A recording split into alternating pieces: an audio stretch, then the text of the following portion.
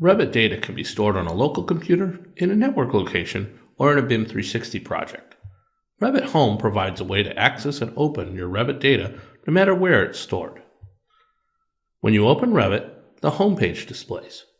Recently used models are listed in the upper section, and recently used families are listed in the lower section. A badge indicates that a model is stored in a BIM 360 project. Use the controls on the left to open other models and families or create new ones using a template. When you are signed into your Autodesk account, a node is displayed providing access to models hosted on BIM 360. Use the pull-down list to choose the account and the project folder. Then navigate to the project's folders to find the desired model.